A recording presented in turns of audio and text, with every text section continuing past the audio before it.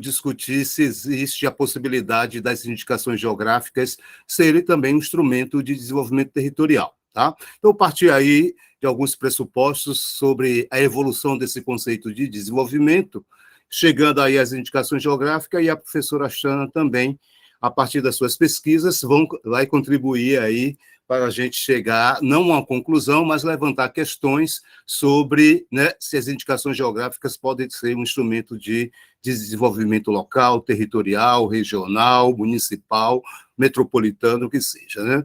Então, a discussão da ideia de progresso, a noção de evolução social e a teoria da modernização vão aparecer como os principais arranjos teóricos e normativos que contribuíram para a consolidação do conceito de desenvolvimento e também para a construção do desenvolvimento enquanto uma área de estudo. Né? A gente tem que levar em consideração que as discussões sobre desenvolvimento elas vão se concentrar mais efetivamente depois da Segunda Guerra Mundial, né, do século passado. Mas a gente precisa fazer uma retrospectiva dessa tentativa de se discutir o progresso das nações e da sociedade humana em geral. Então, a ideia de progresso, né? Então, pode passar, Xana, por favor. Então, qual seriam essas noções de desenvolvimento? Ela está centrada, né, nessa passagem, né, da Idade Média para a Idade Moderna, e aí as questões do iluminismo são fundamentais para a gente entender essa evolução, e autores como Robert Nisbet e John Bury são dois dos principais estudiosos que trabalham a construção histórica e sociológica da noção de desenvolvimento da sociedade humana e que vão buscar aí a história antiga, as bases constitutivas do pensamento desenvolvimentista, ressaltando aqui a importância dos gregos e da sociedade cristã para a construção da ideia de progresso das civilizações. Então, no entanto, é reconhecido por esses autores que a ideia de progresso aparece de maneira mais substancial aí nos séculos XVII, século XVIII, no contexto iluminista, tornando-se a base fundamental do pensamento moderno, uma das principais bases de sustentação da noção de desenvolvimento. Então, a ideia do iluminismo era reformar o feudo. A sociedade mundial, naquela época, era constituída em espaços geográficos, né, denominados de feudos, onde praticamente todas as relações sociais se davam exatamente no contexto fechado. Então, o iluminismo, a evolução do comércio, vai fazer com que, né, vão pressionar para que esse feudo, na realidade, se abra por conta dessas relações comerciais que vão se dar aí já no século XVII, século XVIII. Pode passar, por favor.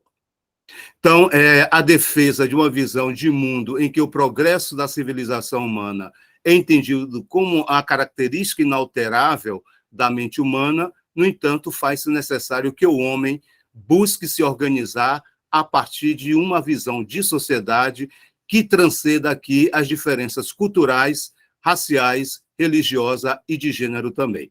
Então, a partir desse movimento, o progresso da civilização humana estaria, de certa forma, garantido. Então, nesse sentido, é que durante o século XVIII, que a noção de progresso se consolida como uma ideia que está relacionada à possibilidade de melhorar as condições de vida humana a partir de incrementos em tecnologia, do desenvolvimento da ciência e da mudança dos padrões de organização social. Pode passar, Sheila, por favor. Então, essa ideia de progresso ela está diretamente relacionada também à noção de evolução, e aí a teoria evolucionista de Darwin tem um papel fundamental nisso, a origem das espécies é publicada e coloca o conceito de evolução em destaques nos debates teóricos da época. Então, além disso, é nesse período que é disseminado no meio político e filosófico as palavras etapas, avanço e desenvolvimento, termos que se tornam cruciais diante das preocupações intelectuais da época, que tinham como ponto fundamental o processo de desenvolvimento da humanidade. Pode passar. Tanto que nossa bandeira do Brasil, a gente tem, né, a frase ordem e progresso como essa, como eu digo, contribuição da época iluminista. Já a teoria da modernização, também a gente tem que trabalhar com essa ideia, vai se referir a um suposto processo de evolução que as sociedades passam, saindo de uma condição tradicional e evoluindo para uma sociedade moderna, com alto grau de industrialização, urbanização e tecnologia.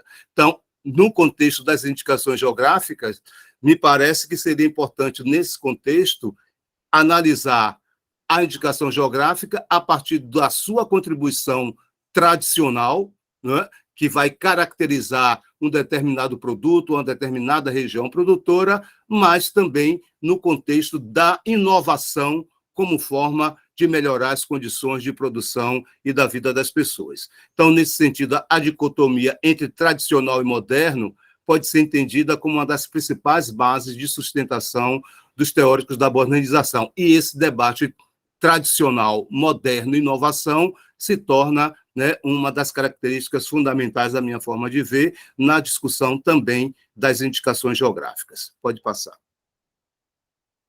Então, temos também trabalhar a ideia também aqui da contribuição de Schumpeter, né, um economista aí que nos anos 30 vai trazer aí a importância da inovação como forma de contribuição para o desenvolvimento regional territorial, né? Então, a teoria de desenvolvimento, segundo essa formulação schumpeteriana, impõe-se duas considerações preliminares para situar adequadamente essa análise. Em primeiro lugar, está claro para Schumpeter o aspecto fundamental do desenvolvimento econômico, que diz respeito ao processo de inovação e às consequências da organização dos sistemas produtivos. Assim, enquanto novos produtos e processos forem gerados, a economia está em crescimento. Os investimentos em inovação dinamizam o crescimento, gerando efeitos na cadeia sobre a produção, o emprego, a renda e os salários, né? Então, podemos pensar que, nesse processo de inovação, as indicações geográficas seja também esse processo inovador. A gente já discutiu aqui que as indicações geográficas, elas existem, né? A gente não cria uma indicação geográfica, o que encaminhamos ao NPI é uma solicitação de um registro, de um reconhecimento desses territórios que estão no dia a dia por aí, que já são reconhecidos, né? Então, a inovação, na realidade, seria, a partir desses, entendendo esses sistemas de produção locais, entendendo que eles podem ser uns recursos territoriais, mas esses recursos precisam ser ativados. E essa ativação, entendo que o registro, a solicitação de um registro de indicação geográfica seria uma ativação desses recursos territoriais existentes no contexto da sociedade, no contexto da produção. Em segundo lugar, cumpre estabelecer uma distinção entre crescimento e desenvolvimento, embora ela tenha para Schumpeter um efeito, né, meramente didático ou teórico, do que teórico, embora o autor defina crescimento como resultado de incrementos cumulativos e quantitativos que ocorrem em determinado sistema econômico, ele vê no desenvolvimento um processo de outra natureza, a saber, a mudança qualitativa mais ou menos radical na forma de organização desse sistema, gerado em decorrência aqui de uma inovação suficientemente original para romper com seu movimento regular e ordenado. Por favor, Xana.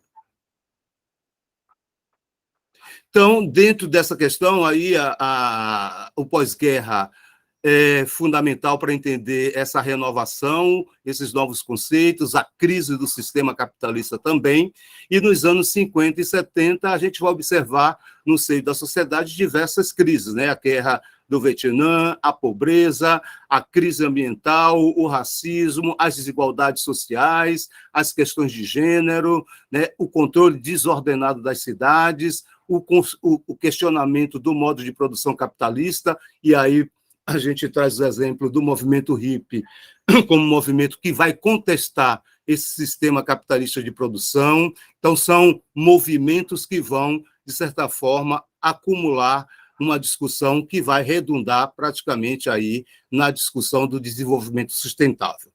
Pode passar, Xana.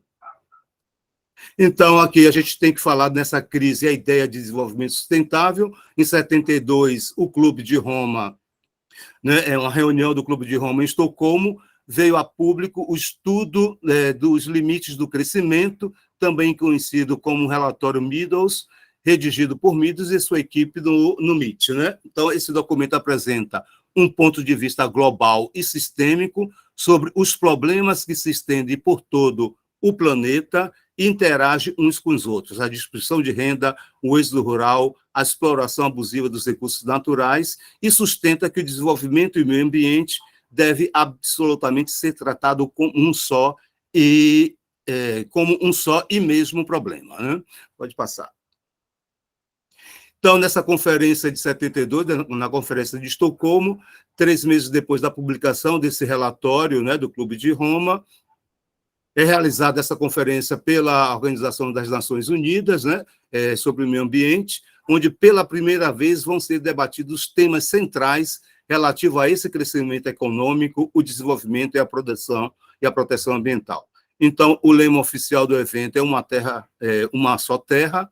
Não obstante, esse apelo, né, à guerra do Vietnã coloca, naquele momento, em oposição aos blocos dos países do Norte e do Sul e do Leste e Oeste. Ainda assim, a conferência mantém seu objetivo, a saber, definir modelos de comportamento coletivo que permitam as civilizações coexistirem, né? Pode passar. Nesse contexto também dessa evolução da discussão do desenvolvimento sustentável, a gente tem que trabalhar a ideia também das decisões e das deliberações da Eco Rio 92, né, onde, mais uma vez, o relatório Brundtland é trabalhado e, praticamente, a partir daí vão surgir as diversas acepções do que a gente vem chamar aí de desenvolvimento sustentável, de desenvolvimento territorial, de desenvolvimento local, de desenvolvimento municipal, que estão, de certa forma, atrelados a uma questão escalar, né? Pode passar, Xana. Então, eu tenho uma escala do desenvolvimento sustentável, do território enquanto uma instância escalar também, o local também como uma instância, e o local não é o pequeno, o simples, mas é uma espécie também de desenvolvimento mais próximo, o desenvolvimento metropolitano, o desenvolvimento municipal, mas todos visam exatamente, a partir das suas escalas, a gente trabalhar as possibilidades de desenvolver um determinado espaço geográfico. Pode passar. Então, quando a gente fala, né, das indicações geográficas, que ela não é criada, ela já existe, e aí buscando, né, os conceitos das modalidades de indicações geográficas aqui no Brasil, ele vai trazer, né, que, por exemplo, tanto na indicação de procedência como na denominação de origem, é o nome geográfico de um país, né, de uma cidade, região ou localidade do seu território, né, que se tornou conhecido ou que designe produto ou serviço cujas características se devam exclusiva ou essencialmente ao meio geográfico. Então, as IGs são nome de lugares que se tornou conhecido, então a gente não pode criar um nome que vai se tornar conhecido ou que se tornou conhecido.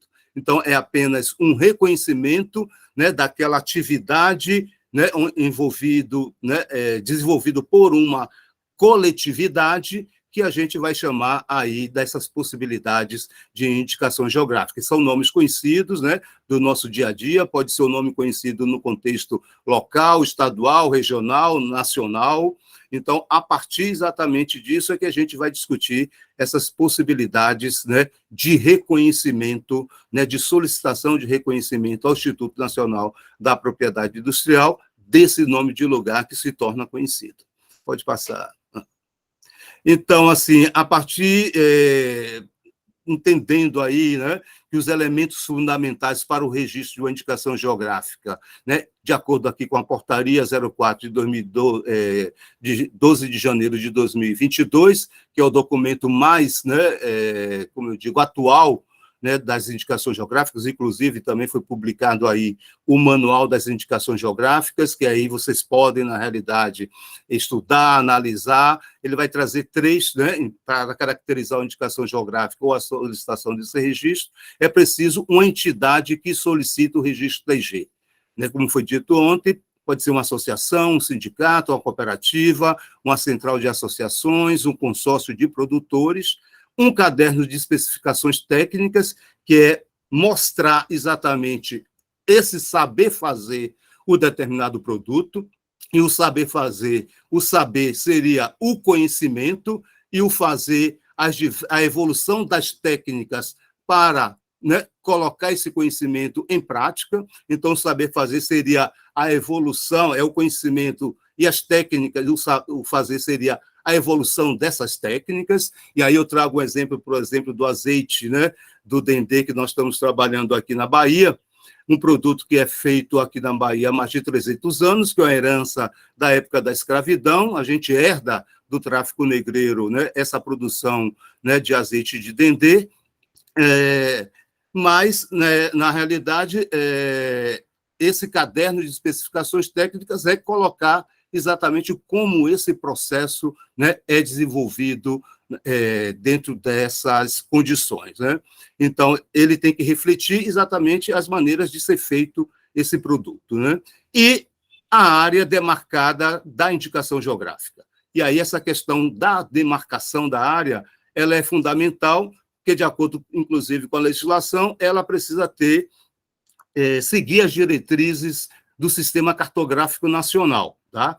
Então, no contexto das indicações geográficas, na demarcação dessa área, né, a gente precisa observar exatamente essa escala onde esse evento acontece. Então, a gente pode ter um distrito, né, um distrito enquanto organização territorial que produz um determinado produto. Aqui, por exemplo, na Bahia, posso trazer o exemplo aí da cerâmica de Maragogi-Pinho, que está no município de Aratuípe, mas o fato gerador da produção das cerâmicas não é todo o município, apenas no distrito, né, de Maragogi-Pinho, onde se reproduzidas essas cerâmicas. Então, a escala, né, de organização territorial dessa indicação geográfica vai ser o distrito e não a área do município como um todo, né?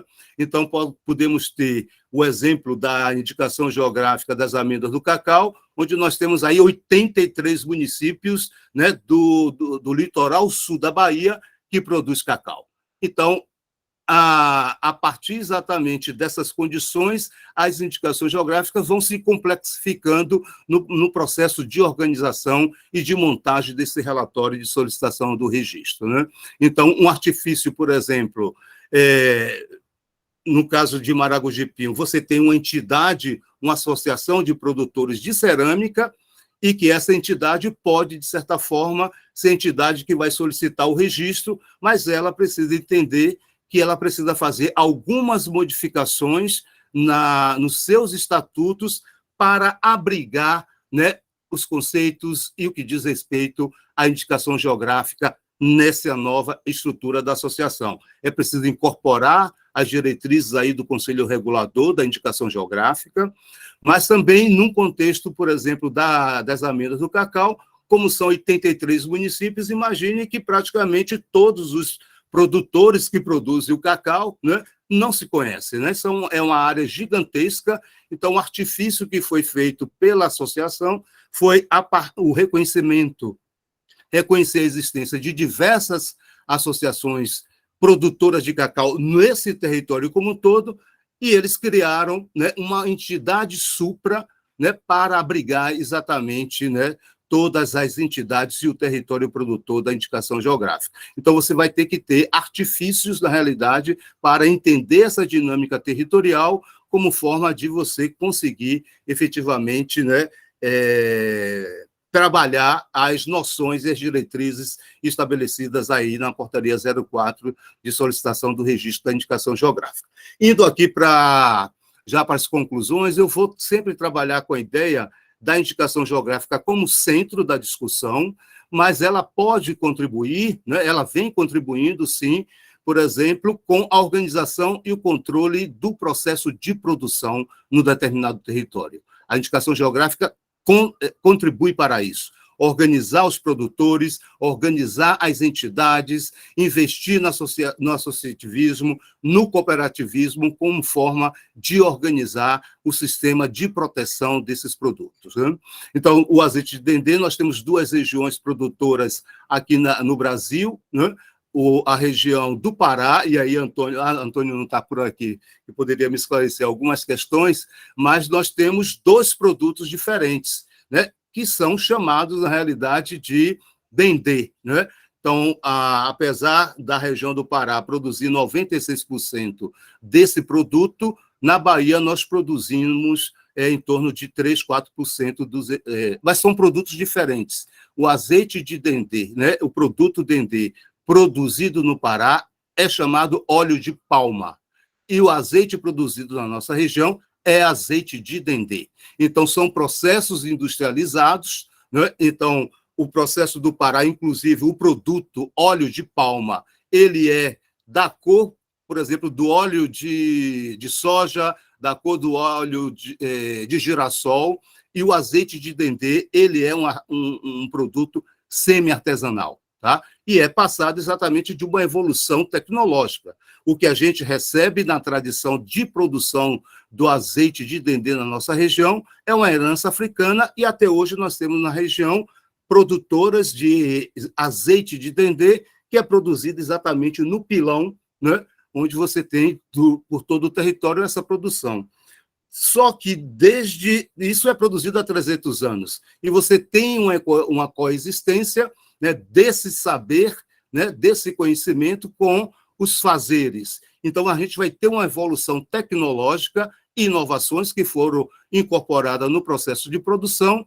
Então, ela vai partir exatamente da referência da produção do pilão, mas, num momento outro da história, para aumentar a produção, uma nova técnica é introduzida, que é chamada o rodão, que é aquela roda, na realidade, que você coloca o produto com a tração animal, que é puxado para poder fazer o esmagamento do coco, e aí você tem uma evolução do pilão para o rodão, e com as novas inovações tecnológicas, por exemplo, com o advento do diesel, da energia elétrica, o rodão já não existe mais praticamente. São pequenas indústrias, né, semi-industriais, que não chegam ao nível de uma indústria completa para produzir, né, um azeite, na realidade, como o Pará produz. Então, azeite é produzido, né, no Pará seria o óleo de palma, e o azeite nosso seria o azeite de dendê. Então, são dois produtos diferentes,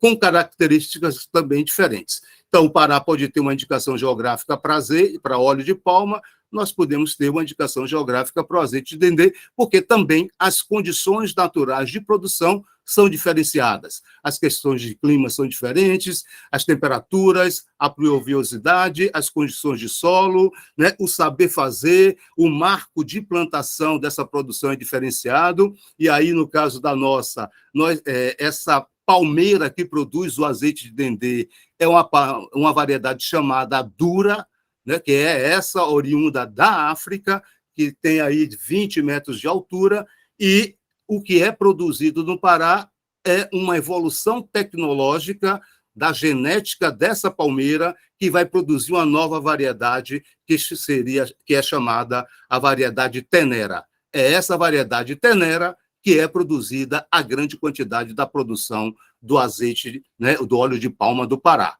Então, a gente tem a manutenção até hoje dessa palmeira, e aí o nosso azeite ele está totalmente relacionado com os aspectos patrimoniais, e aí a gente está relacionando isso com as religiões de culto de matriz africana, que usa o azeite de dendê nos seus cultos. Hoje nós temos aí em torno de 8.000 terreiros de candomblé e de umbanda que fazem as suas oferendas através, né, utilizando o azeite de dendê. Então, os terreiros de candomblé, né, de umbanda existentes no Rio Grande do Sul, é esse azeite de dendê daqui da Bahia que é exportado exatamente para esses cultos, né, em diversas regiões do Brasil. A questão da gastronomia baiana, ela está focada exatamente na produção desse azeite de dendê, né? O acarajé das baianas, de acarajé também, que é um patrimônio, né? O ofício das baianas de acarajé é um patrimônio, mas também, né, podemos trabalhar a ideia de modernização e de desenvolvimento na garantia e sustentabilidade do que esse azeite de dendê já promove, manter isso, mas isso não descarta que podemos também trabalhar na possibilidade de modernização dessa produção para atender outros requisitos utilizados, né, pela indústria. A produção, por exemplo, do azeite de dendê, nós temos em torno de quase 300 aplicações na área da indústria, dos comércios, da alimentação. Então, só para vocês terem uma ideia, né, aquela batatinha frita feita pelo McDonald's, ela é feita de óleo de palma, né? É por isso que ele é crocante por fora e por dentro ela é macio. É o mesmo processo do acarajé, na realidade. Ela é aquela mistura, né, do feijão fradinho com cebola e sal, que é batido e frito no azeite de dendê. Então, ela é crocante por fora e macio por dentro, né? Então, a gente tem que entender esses processos, né? Então, uma outra questão que a gente vai colocar é que a indicação geográfica vai contribuir para a organização dos produtores, na defesa do seu produto, na defesa do seu território.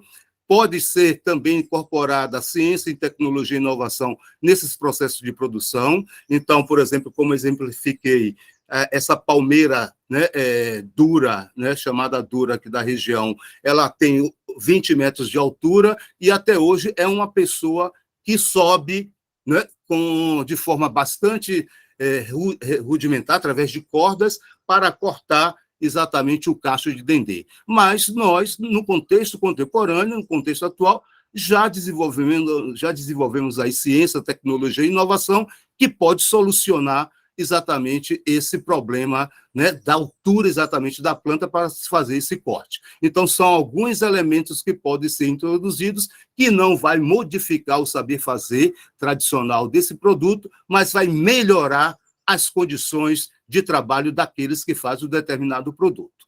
A melhoria da infraestrutura de produção, da gestão e da comercialização, também a gente pode ver isso, né, na evolução das indicações geográficas, e ela tangencialmente vai contribuir para as questões do empreendedorismo, né, verticalizar, trabalhar a ideia aí, né, da questão do desenvolvimento do turismo, né. É possível visitar essas regiões produtoras, e aí os municípios, né, podem trabalhar a ideia também da gastronomia, a questão dos eventos também. Então, se cada município de uma região dessa faz um festival, né, do dendê, isso é incremento direto na renda das pessoas.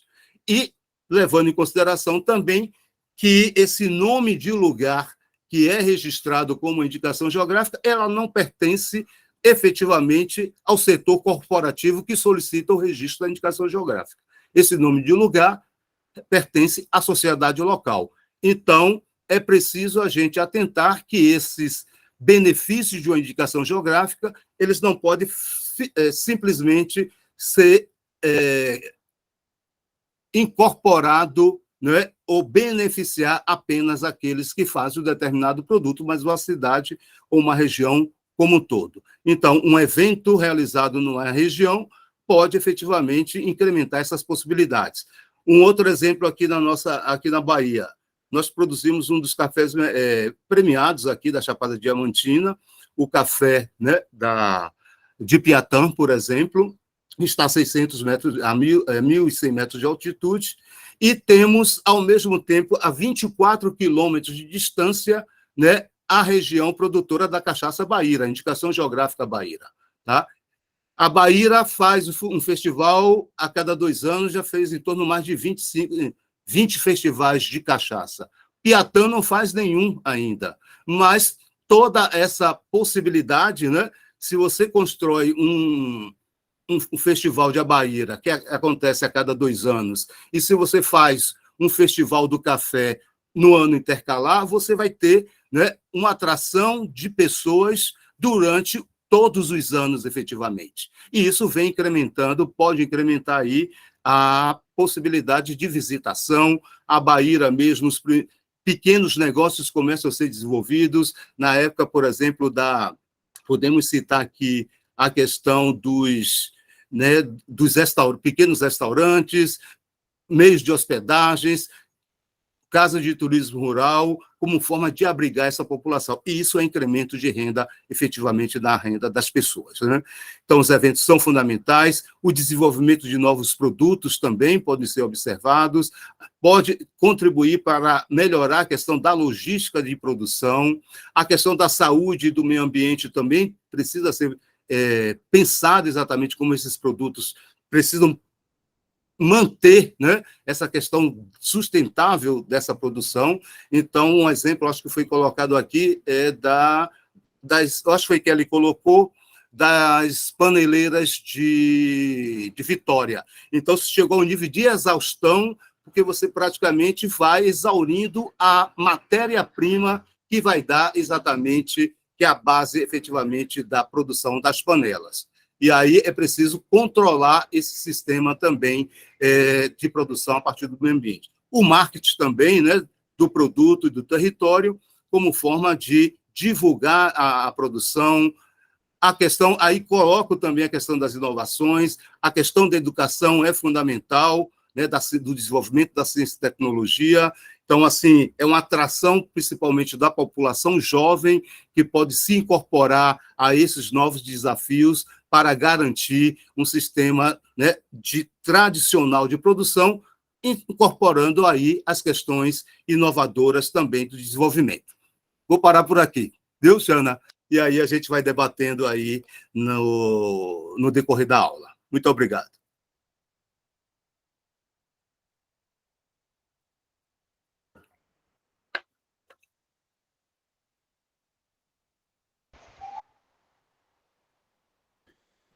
Só para complementar o professor, queria só para os aspectos químicos do óleo de dendê, diferente do azeite de dendê para o óleo de palma, né?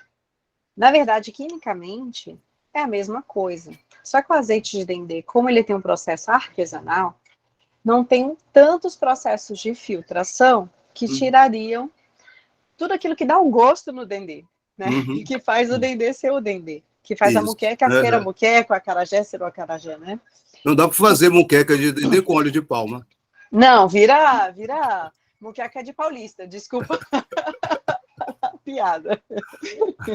Mas é exatamente isso, não tem como, né?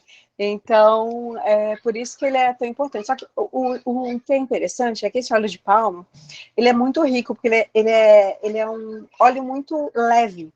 Então, ele tem um alto valor agregado. E essa leveza dele é por causa do ácido oleico, que ele é rico no ácido oleico. Todos os óleos, eles são misturas de ácidos graxos diferentes, tá?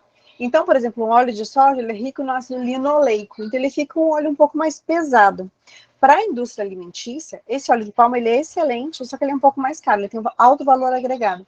Então, ele é utilizado também, por exemplo, para fazer a Nutella. A gente não acredita, né? Quando a gente pega o potinho de Nutella, a gente não acredita que o mesmo óleo é usado para um acarajé, que é algo pesado, né? Que a gente come, né? E que muita gente não consegue tolerar o dendê, né? E a Nutella. E o que é mais interessante também pro azeite de dendê é o seguinte: essa falta de processos de filtração transforma o azeite de dendê em algo mais nutritivo, porque acaba carregando vários alcaloides, né? Que o óleo de palma não tem. Tá bom, gente? Obrigado, professora. Obrigada, Joyce, e Alcides pelos esclarecimentos. Eu estava pensando aqui, não tinha essa noção da riqueza aí do óleo de palma e de dendê. Então, dando continuidade, né, à fala da Alcides, puxar um pouco para questão do território, né? Então, o Alcides trouxe a questão do desenvolvimento, né? Então, como ela teve relacionada com a modernização, e a modernização muito um processo de substituir o velho pelo novo, né? Essa noção de progresso. E aí, ao mesmo tempo, quando a gente vai, né, então o Schumpeter, ele vai retomar a questão de inovação, então, para isso, a gente vai ter a abordagem territorial. Então, dentro da abordagem territorial, e aí vocês podem... Eu estou tentando aqui ir pela apresentação e enxergar vocês, aí os alunos, principalmente, quem tiver dúvidas, né, quem quiser fazer alguma contribuição, é só me me chamar aqui. Então, dentro da abordagem territorial, a gente vai ter o território não só como um espaço delimitado, mas como um local onde a gente vai ter um conjunto de relações. Então, um território, ele vai se diferenciar do outro, né? Não só pela sua delimitação geográfica, mas por todo um conjunto de fatores que eles são de natureza física, econômica, simbólica, histórica, e que ali, então, você vai ver que os produtos e as relações de um território, eles são diferentes do outro. Então, e ele é um sistema que ele sofre e ele recebe influência. Então, por exemplo, quando a gente fala, né, do setor vitivinícola, você tem... hoje, diversas regiões no Brasil, mas a gente vê que o processo que você tem na Serra Gaúcha, ele é um processo que tem a ver com a imigração, que tem a ver com todo o desenvolvimento que aconteceu nessa região. O processo que a gente tem, por exemplo, na Campanha ou na região do Vale do São Francisco, ele vai ser outro. Bom, é o mesmo produto, vinho, mas tudo que aconteceu naquele território e também como esse produto, essa cultura vinho, ela está se relacionando com outras questões, seja físicas, questões climáticas ou da cultura, da estrutura de produção daquela região, ela vai ser diferente. Então, um exemplo de caso físico, assim, a região do Cerrado, né? Não sei se vocês já escutaram falar dos vinhos de inverno dessa região. Ele é um desenvolvimento relativamente recente e são vinhos num sistema conhecido como dupla poda. Então, é feita a poda na plantação e aí você, na verdade, vai ter uma colheita que ela é deslocada para os meses de inverno. Então, a gente tem a safra aqui na região sul, né, uma região tradicional, você vai ter safra agora, esse período de verão. No Nordeste, ali no Vale de São Francisco, você vai ter uma característica... No Nordeste não, no Vale de São Francisco. A gente tem uma característica de vitivinicultura tropical, que você tem colheita o ano inteiro, né? São vinhas escalonados. E ali você consegue ter 5 colheitas a cada 2 anos. E aí os vinhos de inverno, que também estão no Nordeste, na Chapada Diamantina, por exemplo, e na região do Cerrado, é feita essa dupla poda e aí é deslocada a colheita para ser feita no inverno, que é a estação seca. Então, a gente vai ter uma outra característica que ela é diferente, isso falando do ponto de vista climático, né? Mas também questões humanas, naturais, sociopolíticas, elas vão contribuir, né, para o desenvolvimento desse território. Bom, então, o território, ele não vai ser só os fatores naturais. Então, autores como o Magnaghi, o Sacchi, essa escola italiana, francesa, eles vão trabalhar como um processo de territorialização, que o que é? Essa relação homem-natureza, essa relação cultural. Então, todas essas relações que elas são estabelecidas, elas vão ser chamadas, né, são as territorialidades que vão sendo construídas, né, as tradições, os fatores culturais, e isso vai diferenciar contribuir para construir um território e diferenciar um território do outro. E aí a gente começa a pensar, né, o que isso tudo tem a ver, do território com indicação geográfica? Seja a indicação de procedência ou a denominação de origem, os fatores territoriais. Vamos pensando em seguida, quero escutar um pouco vocês. E aí, linkando, então, esse lado do território com desenvolvimento, alguns autores eles vão trabalhar o desenvolvimento endógeno versus o desenvolvimento exógeno. Então, o desenvolvimento endógeno, ele seria pautado em potenciais locais, em fatores locais, em valorizar essas diferenças, né, para promover um determinado território, enquanto o desenvolvimento exógeno seria você ter um aporte de uma cultura externa naquele território. A gente não pode... existe, né, ontem à noite a gente estava falando ainda sobre a questão de indicação geográfica, que a gente se apaixona pelo tema, mas as paixões são perigosas, né? A gente tem que dosar a nossa paixão para não perder o espírito crítico. Não necessariamente... Às vezes existe uma tendência de pensar que tudo que é endógeno é tradicional é bom e tudo que é exógeno é ruim. Não necessariamente. Você pode ter uma tradição que ela, daqui a pouco, que ela pode ser agressiva ao meio ambiente, se ela se for aumentada a escala, ou ela pode ter questões, né, como vocês comentaram agora da colheita nas palmeiras, pode ter questões perigosas ou insalubres. Então, para isso, ok, você pode ter inovação, tecnologia, você pode ter questões que vão melhorar, né? Não é porque é tradicional, porque é endógeno, que é positivo, que isso precise ser perpetuado, né, do ponto de vista de evolução da sociedade. Mas, ao mesmo tempo, não quer dizer que porque é de fora é ruim. Então, esse caso do vinho, aqui com os alunos do mestrado, né, de viticultura e enologia, a gente discute, porque às vezes tem aquela coisa, não, o tradicional é o que vem da serra, ou como assim? Se eu vou lá se eu converso lá na Europa, eles vão dizer, como assim? Vocês estão falando aqui de 200 anos, a gente está falando de 1000 anos.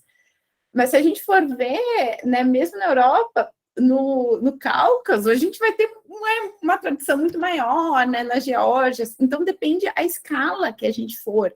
Então, a cultura do vinho, ela é uma cultura que ela foi, conforme as rotas comerciais, as imigrações, que ela foi sendo expandida pelo globo, né? E a própria questão da história da alimentação, né? Então, a gente brincava, assim, que tem a questão, né, que é a polenta, o milho, que é italiano. Aí, como assim, né? Se o milho, a origem dele é americana. Em algum momento, isso... Então, dependendo da escala que a gente enxerga, né, o tradicional, em algum momento, ele foi introduzido ou ele foi melhorado. Então, ser exógeno não necessariamente não está alinhado com as territorialidades locais. A questão é como isso vai ser absorvido por aqueles atores, como isso vai dialogar com as territorialidades e passar a representar, né, a se integrar naquele território e representar aquele território, né? A Kelly ainda dizia, olha, a gente pode estar falando de 20 anos, a gente não precisa estar falando, né, numa tradição secular. Bom, e aí, então, o desenvolvimento territorial, ele foi muito trabalhado usando o caso da Terceira Itália. Então, sociólogos e economistas italianos, Bagnasco, Beccaccini, retomando Schumpeter, retomando mesmo estudos de Marshall, né, eles vão tentar entender o que acontecia ali na Terceira Itália, que era toda uma questão envolvendo pequenas empresas, né, e como aquelas relações locais tornavam aquela região mais competitiva que outras, né. Então, a gente trabalhar o desenvolvimento territorial, a gente vai estar trabalhando, basicamente, existem, né, autores diferentes, e aí os alunos que tiverem interesse em entrar um pouco mais nesse estudo, a gente pode fornecer mais materiais e conversar um pouco mais sobre isso, mas, basicamente, a gente vai estar falando em 3 dimensões, né, que é a endogeneidade, a territorialidade e as instituições. Então, a endogeneidade... Existe um potencial local, existem recursos locais que eles podem ser melhor explorados, ou que eles podem ser melhor aproveitados. E aí, muitas vezes, quem é do local não necessariamente enxerga aquilo como recurso, enxerga aquilo como valor. E aí é muito comum quando a gente vê turistas, né? Às vezes o turista está parando, tirando foto em coisas que quem é do local não já se acostumou, né? Já se tornou hábito. E aí vem outro dizendo, não, isso aqui... E eu moro numa região turística, né? Eu moro em Monte Belo do Sul, então eu passo pelo Vale dos Vinhedos, moro na delimitação da IP de Monte Belo e vizinha a delimitação da DO do Vale dos Vinhedos. Então é interessante esse movimento turístico, às vezes para tirar foto numa árvore florida, né? E é uma coisa que a gente passa aqui, não somente a gente viu aquilo e identificou, poxa, isso aqui é um recurso. E aí os projetos de desenvolvimento territorial, como o Alcides comentou, eles vão tentando enxergar esses recursos e ativar esses recursos. E aí a gente tem territorialidade, que é uma interação homem-espaço, essa interação cultural, E aí as instituições, então, elas podem ser formais, constituídas, né? Mas também podem ser aqueles sistemas de crença, aqueles sistemas de organização. E aí a presença dessas instituições vai ser determinante para a gente entrar no processo de indicação geográfica. Porque aí era o que a gente comentava ontem no caso de Terra de Areia. Olha, e de outros casos, né? Foi feito todo um trabalho, mas os produtores não quiseram. Né? Então, aí, talvez, existe a endogeneidade, né? Existem questões que podem ser valorizadas, mas você não tem aquele grupo organizado. E como isso, nos estudos, a gente vai ver que é um fator determinante, assim, a governança, né? Como esses atores estão organizados e se essa organização, o quanto ela reflete toda aquela coletividade ou parte dela, e como ela consegue ser gerida, né, e contribuir efetivamente para aquele território. Então, aqui uma outra abordagem, então, o DEMATEI, ele vai trazer o sistema local territorial, então, que ele vai analisar o ambiente, né, pegando fatores edafoclimáticos, a relação do indivíduo com o ambiente, essa rede local, como é que as pessoas se relacionam, se elas cooperam, e nos estudos de inovação a gente vai trabalhar muito essas relações, né? Porque no momento que as pessoas têm uma cooperação, seja informal, eu ajudo um dia na tua colheita, tu ajuda na minha, trocar informações sobre fornecedores, sobre técnicas, essa comunicação já é um dos pontos para gerar inovação, o que pode evoluir depois para absorção de recursos externos, formalização, parceria com instituições de ensino, de pesquisa. E aí, nessa abordagem dos slots, o DEMATEI vai colocar que o território, ele pode ser só um apoio, né? Olha, eu estou nesse território desenvolvendo o meu negócio, mas, assim, eu posso desenvolver isso na Serra Gaúcha, eu posso desenvolver no Pará, eu posso desenvolver na Bahia, porque eu vou verificar o caso, por exemplo, instalação de portos. Você verifica, né, questões ali puramente físicas para escolher. Você pode ser um recipiente, né, pensando, olha, aqui nós temos recursos, né, vocações que a gente pode desenvolver, só que aí o território ele pode passar a ser conforme a gente vai ativando esses recursos, trabalhando esses atores, né, e essa governança, ele pode ser um ator coletivo, né, que ele trabalhe pelo seu desenvolvimento e que isso deixe esse território mais competitivo, mais resiliente com relação a questões externas, né? E aí a gente vai estar falando da participação desses atores na governança e da participação desse território com relação a outros territórios.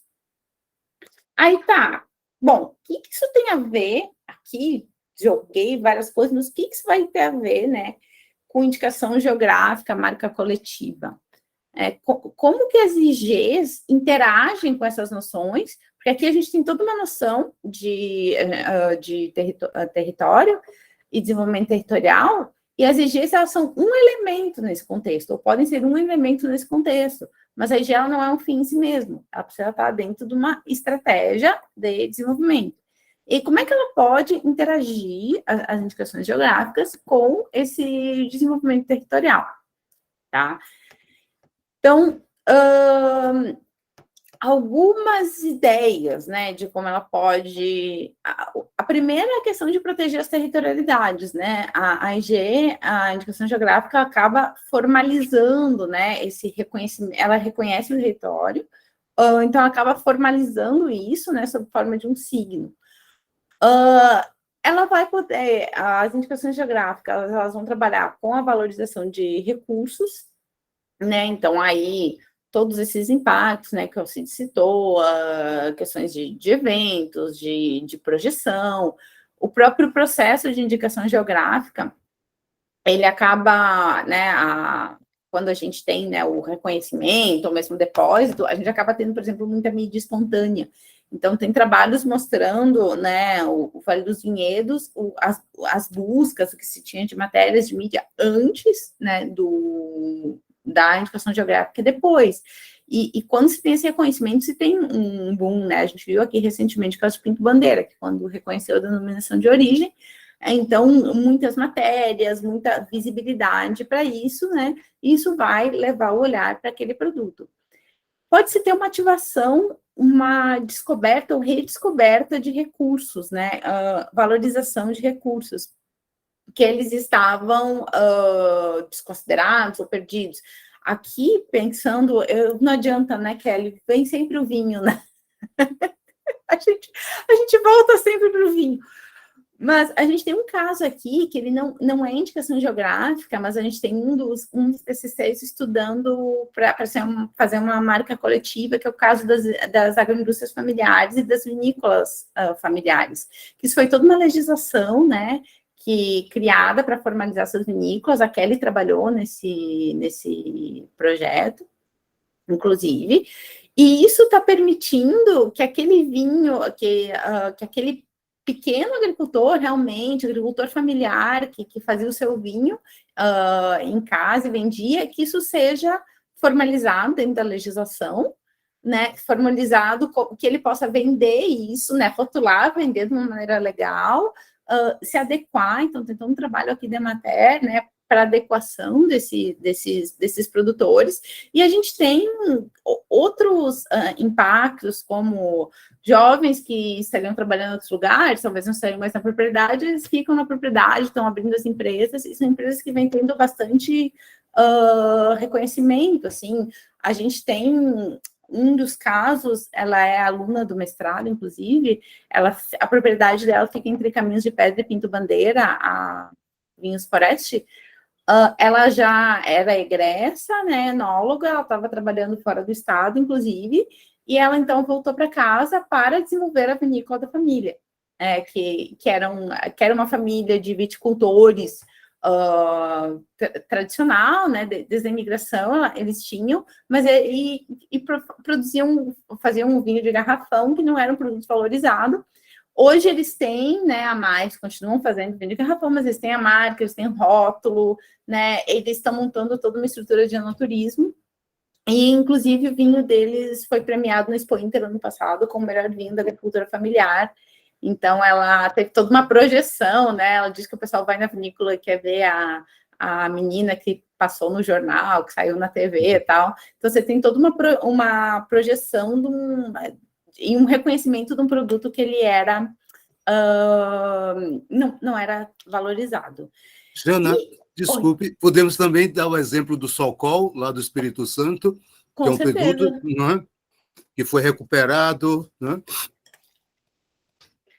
Não, com certeza. O caso do Socol, né, e ali o Socol, eles têm todo um projeto ali com o Instituto Federal do Espírito Santo, né, que eles tiveram, inclusive, é um caso de pós-IG interessante, porque eles têm lá um processo de incubação da associação. Foi um produto recuperado, né, que pequenos produtores, então, e ele teve um valor agregado bem interessante, e também essa recuperação teve todo um impacto no turismo, né, então eles apareceram na grande mídia, né, programa da Ana Maria Braga e tal, e aquilo potencializou esse produto local. E aí, talvez, no caso do Brasil, uma das principais contribuições da indicação geográfica, do que a gente tem de levantamentos, é a organização dos produtores. Porque se o processo de indicação geográfica ele é feito realmente em contato com os produtores, porque esse processo pode ser, e a gente tem exemplos, não, eu contrato uma consultoria, a consultoria vem, ela faz o processo, ela entrega, deposita o dossiê e entrega. Quando a gente tem um processo que realmente os produtores eles participam do processo, eles tomam as decisões, né? Eles se envolvem na especificação do que vai ter naquele caderno de especificações técnicas, né? De como vai ser essa delimitação. Quanto mais eles se envolvem, ali você contribui para criar uma governança, que é você fortalecer uma associação, porque assim como uma pessoa individualmente, ela aprende, ela evolui, os grupos, eles evoluem como grupo, as pessoas aprendem a se relacionar, elas amadurecem as suas relações, Então, essa criação de governança, em muitos casos, antes da indicação geográfica, você não tinha associação. A associação se formou para a indicação geográfica. Então, o caso dos vinhos da campanha, você tinha vinícolas, mas elas estavam... A campanha gaúcha, ela tem... As vinícolas são geograficamente muito distantes, né? Então, a gente pega aqui na Serra, você faz uma reunião, ali, pegando vários vinhedos, você faz uma reunião, ok. Rapidamente, as pessoas se reúnem presencialmente, e já voltam para suas atividades. Ali, na campanha, para fazer uma reunião presencial, você precisa de uma agenda de 2 dias, né, para ver os deslocamentos e tudo isso. Então, ali foi criada uma associação para a busca de indicação geográfica, isso foi, se não me engano, 2009, e aí, ali, aqueles atores começaram a se relacionar e se entender como região produtora. Então, não é mais o vinho de Livramento, não é mais o vinho de Dom Pedrito, de Bagé, não. Esse é o vinho da campanha. E aí tem um outro caso do exógeno, que na campanha a vitivinicultura ela foi introduzida por multinacionais, inclusive, né? A partir de projetos de pesquisa feitos com a Secretaria da Agricultura do Rio Grande do Sul, com a Universidade de Pelotas, mas com a Universidade de Davis, que identificaram o potencial edafoclimático naquela região, e aí foram instaladas multinacionais, né, norte-americana e japonesa, e aí, com o tempo, isso passou a difundir, tanto os investimentos da Serra foram para a região da campanha, mas as pessoas que trabalhavam na vitivinicultura começaram a ter os seus vinhedos, e empreendedores locais passaram a ter vinhedos também. E foi uma quebra ali de paradigma, porque era uma região muito baseada na pecuária extensiva, né? Então, ali você tem uma questão exógena, mas que ela foi apropriada, e já quando eles começaram a buscar a indicação geográfica, você tinha elementos mostrando que eles entendiam que o vinho representava a região, e que, se a gente for ver do ponto de vista identitário ali, não... ok, se tinha antecedentes históricos, mas assim, era uma coisa diferente numa região de gaúcho, que o chimarrão representar a campanha, a gente tem certeza, mas o vinho não seria uma coisa tão evidente, né? E nos casos, assim, internacionais, eu deixei aqui, não vou passar o vídeo agora, se der tempo eu passo no final, mas eu deixei aqui, então, o link para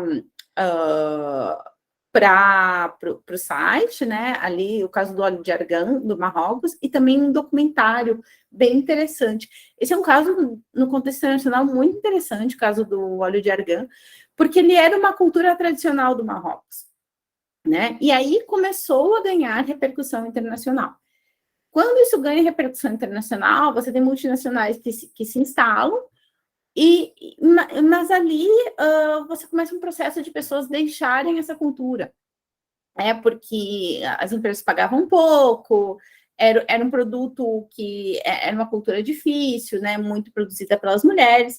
Então, você teve um movimento, foi um movimento da universidade de organização de cooperativas de mulheres para a produção do óleo de argan, e também porque da maneira tradicional, eles não conseguiam ter um volume de produção que justificasse, que trouxesse uma rentabilidade para aquelas famílias. Então, eles trabalharam numa melhora tecnológica, na importação desse maquinário que permitiria um ganho de escala, e nessa organização das cooperativas de mulheres. E é um caso bem interessante, porque as cooperativas, elas não só conseguiram, né, resgatar essas mulheres, dar para elas trabalho, renda, né, um papel mais ativo na sociedade, mas elas acabam trabalhando com educação, né, educação dessas mulheres, educação das meninas, questões envolvendo saúde. Então, tem um trabalho que é todo mais amplo das cooperativas, e resgatou esse produto tradicional. E as florestas também contribuiu para preservar essas florestas, né? Logo em seguida do projeto, eles já conseguiram começar a recuperar florestas que elas estavam sendo abandonadas, porque era uma cultura que não estava trazendo o rendimento, o retorno para as famílias que nela trabalhavam, né? Bom, e aí, então, quando a gente, né, o CID trouxe sustentabilidade, né, o Clube de Roma, o conceito de ecodesenvolvimento, e aí o Magnaghi, que é um dos italianos, quando ele vai falar em sustentabilidade, ele fala no ambiental, econômico, social, mas também ele vai trazer uma sustentabilidade política, que é de quanto aqueles atores conseguem se organizar e ser independentes frente a outros territórios, mas também uma sustentabilidade territorial, que é pensando o quanto o modelo de desenvolvimento ele vai conseguir, com essas regras de produção, e quando ele vai conseguir favorecer a reprodução da identidade local, né, e esses recursos, né, do território. Então, ela é uma abordagem ampla, né, que ela vai trazer valor à competitividade territorial, né, a partir de produtos com identidade territorial, por exemplo, que eles vão apoiar essa reprodução do território, apoiar o desenvolvimento desses atores locais. E aí, assim, será que um produto com indicação geográfica, ele é sustentável necessariamente? Isso é uma questão que a gente tem que se colocar, né? Então, na Europa, já se está, né, faz algum tempo que se tem essa orientação de incluir critérios de sustentabilidade nos cadernos de especificações técnicas, né? Isso não... No Brasil, a gente não tem, né? No Brasil, o caderno de especificações técnicas, ele é um instrumento jurídico, né? Para esse reconhecimento, a gente não tem essa obrigatoriedade. Agora, com a questão, né, a Kelly até trouxe um pouco ontem, uma das discussões que tem sido feitas nos grupos, né, com a questão do trabalho escravo, que a gente, né, das denúncias de trabalho escravo envolvendo a indústria vitivinícola, olha, as indicações geográficas deveriam incluir esses critérios nos cadernos de especificações técnicas, né? Sim, não, elas deveriam incluir critérios, né, por exemplo, de produção integrada, né, de outras questões ambientais, mas mesmo na última vez que eu participei, eu lembro que se dizia ali, os portugueses, não, mas as IGs, olha o tempo que a gente tem indicação geográfica, é claro que eles são sustentáveis, e eu, tá, mas que critérios vocês estão usando? Não é muito evidente ainda, tá? Como esses critérios vão ser internalizados, né? E aí, assim, eu quis trazer algumas ferramentas, alguns resultados de pesquisa para a gente ir trazendo, assim, esses conceitos para o dia a dia, né, trazendo para o chão. Então, por exemplo, aqui a gente tem um guia metodológico, isso aqui ele foi editado pela EPAGRE, né, e foi bastante usado em Santa Catarina, que é um guia para identificar e valorizar recursos territoriais. Então, aqui a gente tem um guia com ferramentas, com metodologias participativas, né, que seria para reconhecer esses recursos, né, e para ativar esses recursos. Então, tem ferramentas bem interessantes, tá? Uma delas é esse gráfico radar aqui, que isso aqui é usado tanto em visitas, como você pode fazer, né, oficinas, né, de planejamento participativo, pode usar como pesquisa, a gente tem usado aqui, né, em alguns TCCs como pesquisa, que é você ir propondo, bom, o que tem aqui na região, né, quais os produtos, quais são as práticas e o saber fazer, né? Que objetos que a gente tem associado. Então, aqui, por exemplo, o diagnóstico que a gente fez aqui, é o vinho, tá? Mas não é só o vinho, né? Você tem a gastronomia, você tem o saber fazer, né, das massas, tem a questão da cestaria, tem as ferramentas ali de poda, de condução do vinhedo. Então, aqui a gente tem, esse gráfico radar é bem legal, e nesse livro, estão as referências aqui para vocês, dá para baixar, ele tem também uma matriz, que aí você vai propondo você vai cruzando essas dimensões, né, e tentando ali propor ações, né, iniciativas ali, que podem ser de turismo, você vai tentando identificar ali outras coisas que estão associadas ao produto, né, que não seja só suas características sensoriais, enfim. Essa questão, tem muitos trabalhos, né, que vão tentar identificar o impacto das indicações geográficas no desenvolvimento. Mas do ponto de vista teórico e metodológico, é um nó, gente, é bem... Então, às vezes, a gente lê trabalhos assim, a indicação geográfica contribui para o desenvolvimento territorial. Tá, mas assim, uma coisa é a gente conversar, né, na mesa de bar ali, tá, contribui. Mas, do ponto de vista científico, a gente tem que ver, tudo bem, que critérios a gente está usando, como é que a gente está coletando os dados, como é que a gente está analisando esses dados e qual é, né, para te determinar qual é esse impacto, né? Eu lembro uma colega, era de outra área, ela era da área de educação física, ela queria pesquisar o efeito da prática de exercícios físicos na flexibilidade. Vai ter trabalho.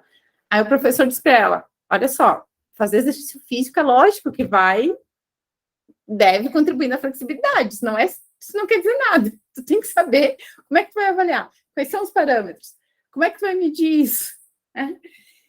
E aí, é difícil, uma coisa é tu ter critério objetivo, outra coisa é a percepção dos atores. Que aí a percepção, ela é afetada, né, pelo contexto, né? E é difícil, outro ponto complicado é você avaliar o antes e o depois. Porque uma coisa é você ver uma situação, Vale dos Vinhedos hoje, tá, você enxerga uma fotografia. Tá, mas o antes, a sociedade evoluiu. Como é que a gente consegue saber que não teria evoluído, né? Ou até que ponto não teria evoluído sem a indicação geográfica? E tem questões, né? Você vê, tem aumento de vendas. Você vê, nas pesquisas, a gente vê muita expectativa quando os produtores estão no processo de indicação geográfica, mas nem sempre essas expectativas depois elas são cumpridas, porque existe todo um processo, todo um trabalho. E aí isso causa uma decepção ali com o processo, e por isso que a gente tem indicações geográficas que estão estabelecidas e que elas não necessariamente a gente tem produto no mercado, né, que é um indicador. Então, esse trabalho aqui da Badioli, ela vai colocar alguns critérios, né, então, no critério econômico, né, a questão de volume de vendas, de você ter um preço premium, de ter valor agregado. E aí, uma dificuldade que a gente tem de avaliar o volume de vendas, por exemplo, é que a indicação geográfica, ela acaba contribuindo na venda do produto, mas, muitas vezes, em todos os produtos da região, não só nos produtos com selo. Então, você pega o caso do Socol. Aumentou o volume de venda do Socol, aumentou. Tá, mas aumentou do que tem selo ou do que não tem selo? Não, aumentou de todos. E aí, por quê? Porque o consumidor não sabe identificar e não sabe fazer essa diferença do que é o produto com selo, sem selo, e é um retorno que ele vem, né, para a região. Então, do ponto de vista social, então, a geração de empregos locais, né, o empoderamento desses produtores, a preservação dessa cultura do saber fazer, que a gente tem exemplos, o queijo da canastra é outro exemplo, né, de sucesso, de manutenção das pessoas no campo. E aí, do ponto de vista ambiental, né, se fala e aqui a gente tem um potencial muito grande no Brasil, né, de preservação da nossa biodiversidade, valorização da nossa biodiversidade, né, e preservação desses recursos naturais. Aqui eu trouxe um outro estudo, que é o impacto econômico das indicações geográficas na União Europeia, tá? Então, a gente pode ver, é um relatório, ele é extenso, né, ele propõe critérios também, então a gente vê que tem um aumento, sim, nessa venda. Mas aí aqui um ponto interessante é que você tem um aumento, mas ainda a maior parte que consome produto com indicação geográfica é um público local. Claro, a gente tem também um aumento, mas aqui, é local e exportação dentro da União Europeia. A exportação fora da União Europeia, você tem um aumento, mas ele se mantém na proporção. Então, E aí, trazendo esse outro artigo aqui, ele vai nessa mesma linha, né? Que, ok, se tem essa noção que existe impacto econômico, indicação geográfica, mas é difícil avaliar. Então, esse artigo ele traz a partir de revisão sistemática, né? Ele retoma trabalhos, pegando literatura cinza e também artigos publicados do impacto econômico das indicações geográficas. Então, ele diz, olha, muitos estudos estão na Europa, mas se a gente for ver, as EGs ainda são 7% do mercado europeu. E esse impacto, ele não é o mesmo em todas as indicações e nem igualmente distribuído na cadeia, que é outra coisa. Esse impacto, ele fica com o produtor, ou, pegando, no caso do vinho, a uva, no caso do queijo, o leite, ele fica com quem transforma ou ele fica no varejo, né, na distribuição. Né? Porém, os estudos também mostram, tem algumas conclusões bem interessantes esse artigo, que uma região que ela tem muitas indicações geográficas, tu acaba tendo produtos de maior valor agregado. Então, aí você pode inferir que, né, que essa promoção das indicações geográficas, ela acaba repercutindo num valor agregado territorial e num maior desenvolvimento para aquela região. Né? E se fala também da importância desse processo de G interagir com outros setores, o turismo, a gastronomia, a parte de hospitalidade e lazer, né? Como sendo uma externalidade desse processo das indicações geográficas. Então, aqui se mostrou, ok, a indicação geográfica, ela é uma ferramenta para o desenvolvimento territorial, sim, só que o caderno de especificações técnicas, ele precisa valorizar, precisa estar atento àquele contexto socio-organizacional, né, aquele contexto local. Né? Se o caderno de especificações técnicas não considerar essas territorialidades, essas relações, essas características, você não vai estar realmente apropriando, né, esse valor para os produtores. Jana, só um pouquinho, eu acho que esse exemplo é muito interessante que você coloca, essa questão de um território onde a gente encontra diversas indicações geográficas. Essa região que eu venho trabalhando com azeite de dendê, ela também é produtora do cacau. Os municípios que supostamente vão fazer parte da indicação geográfica do azeite de dendê são municípios que estão na delimitação territorial da indicação geográfica das amêndoas do cacau. Então, como você tem a questão, né, dos preços dos produtos vinculados, né, ao mercado internacional, então a indicação geográfica das amêndoas do cacau está provocando que esses produtores deixem de produzir outros produtos, inclusive do dendê, para plantar cacau, né? Porque é um sucesso a indicação geográfica das amêndoas do cacau. Então, como é uma região minifundista, se planta um pouco de cacau, o pequeno produtor, produz um pouco de cacau, um pouco de dendê, um pouco de cravo da Índia, um pouco de pimenta, um pouco de... Ou seja, isso vai ter uma oscilação muito grande por conta da definição do mercado internacional sobre os preços dessas commodities. Né? Então, é uma coisa que a gente vem atentando para entender melhor esses processos. Sim, não, bem interessante. E aí, talvez, valorizar essa estratégia de diversificação, né, com outras indicações geográficas, é um caminho para esse território ficar menos, né, sujeito a essas oscilações. Aqui a gente tem um estudo bem amplo, né, uma metodologia robusta, foi feito ali pela Embrapa, que era para medir os impactos no Vale dos Vinhedos. E o Vale dos Vinhedos, aqui cabe ressaltar que ele é um caso de sucesso internacional, assim, a questão da expansão, né, da concentração no norte vinícola, a expansão do turismo, né, é um dos casos, a gente olha em publicações internacionais, é um dos casos que é apontado. E aí, então, foi feito aqui. Aqui, então, a gente teve a definição das variáveis, né, impacto econômico produtor no território, aí questão social, né, desenvolvimento social, condições de qualidade de vida, e todos esses fatores, eles são explodidos em variáveis, tá? Então, aqui, né, exemplo, né, renda, e aí qual a fonte do indicador, como é que ele foi construído e tal. Só que aí um caso interessante desse estudo é que você comparou o Vale dos Vinhedos, né, você teve regiões de controle para comparar o que estava acontecendo no Vale dos Vinhedos com as outras regiões.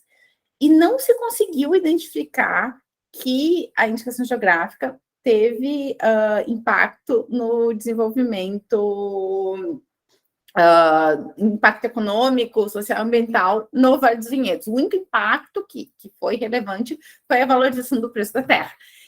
E aí, que a gente sabe.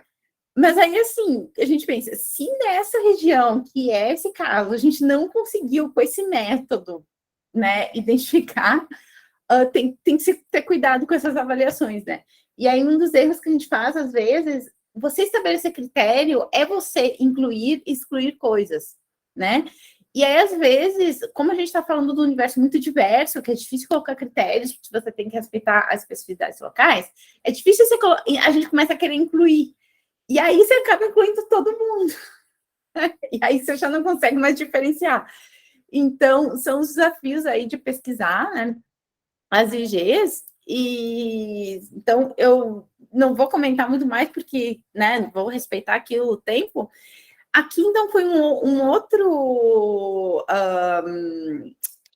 outro framework, isso aqui foi eu, a professora Ivanira, que a gente pegou essas dimensões, essas 5 dimensões de sustentabilidade, né, a gente quebrou em fatores e indicadores e fez uma variação, então, mas aí, no sentido, a gente usou para identificar oportunidades e barreiras no desenvolvimento de indicações geográficas, né, comparando indicações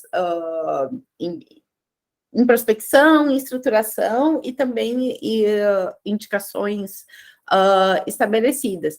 Então, aqui eu deixei alguns, né? Então, por exemplo, a gente considera se tem associação, se tem participação externa no conselho regulador, a frequência de reuniões, a assiduidade nas reuniões, como fatores de avaliação.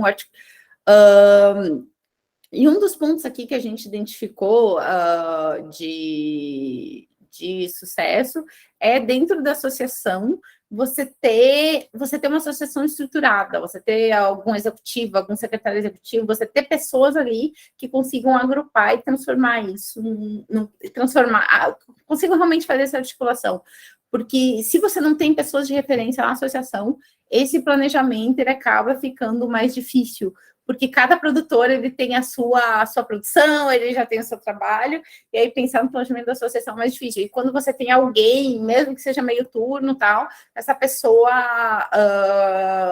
apoia, né, nessas ações. Então, acaba que isso tem impacto positivo, né, na condução da indicação geográfica. Gente, assim, vocês me desculpem, era para ser mais dialogado, mas eu quero realmente respeitar o tempo aqui proposto, né? Vocês têm todo esse material disponível e eu fico à disposição, né, dos grupos que quiserem conversar, de dúvidas, comentários e afins.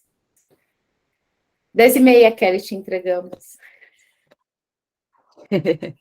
Excelente, excelente, Alcides, Ana, muito bom. Acho que deu uma visão mais aprofundada agora com esse enfoque, esse contexto da questão do desenvolvimento, da sustentabilidade, e com esses exemplos também a gente vai concretizando essas questões, né? Então, perfeito. E até eu ia comentar aqui, especificamente, aquela situação, aquele estudo do Vale dos Vinhedos, eu estava presente na divulgação, e foi assim um balde de água com pedrinhas de gelo em todo mundo. Porque a gente sempre tem essa expectativa, né? Não, imagina. E nem sempre, digamos assim, promover o crescimento econômico de uma região efetivamente promove o desenvolvimento sustentável dela. E eu acho que essa separação, às vezes, a gente não faz, né? A gente vê uma região prosperando e a gente não sabe se efetivamente todos que estão na região estão sendo beneficiados com essa prosperidade. Enfim, eu só queria destacar porque essa eu me lembro da cara das pessoas na apresentação. Foi bem chocante para mim também, porque todo mundo tinha essa expectativa. E a Provale, o G me conta que a gente está retomando agora algumas ações ali de trazer os produtores para a gente divulgar IG para os produtores, o viticultor, no caso, né? E fazer degustação e tal. Então, muitos viticultores dizem, nossa, é a primeira vez que a gente toma um vinho feito com a nossa uva. Isso é chocante. Que são vinhos, né, exportados, premiados e tal, mas aquele produtor nunca tomou. Aí agora com Pinto Bandeira, a associação, quando recebeu, foi feita uma ação com o comitê de turismo e que se levou à comunidade, salão paroquial cheio, e tinha desde o trabalhador do correio até o professor da escola, todo mundo da prefeitura, se levou à comunidade, fez toda uma palestra do que é indicação geográfica, do que era Altos de Pinto Bandeira, e depois com degustação, para que todo mundo ali, que estava ali, pudesse se apropriar, enfim, desse processo. Isso é legal. Eu estou aqui com as baianas de Acarajé, que elas também não conhecem a produção do azeite. Então, a demanda dela é levá-las à região, porque elas querem conhecer como é que é produzido esse azeite de dendê. E as coisas vão sendo despertadas, né? Eu acho muito interessante, muito dinâmico tudo isso, né? Enfim, obrigada mais uma vez. E acho que agora a gente passa, né, para o Marcelo. Inclusive, o Marcelo trouxe uma convidada para compartilhar com a gente aqui. Vamos lá? A biopausa é depois do Marcelo, tá? Só para avisar todo mundo. Ok. Bom, deixa eu carregar aqui a apresentação. Tu tira, Xana.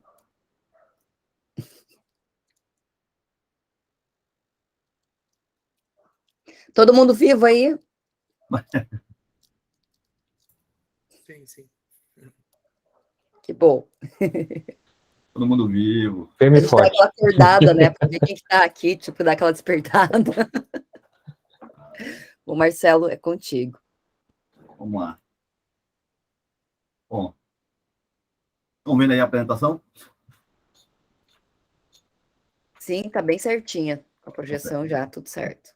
Eu estou com a tela cheia aqui, não dá para... Deixa eu fazer só uma coisa, que daí eu descobri que se eu paro agora,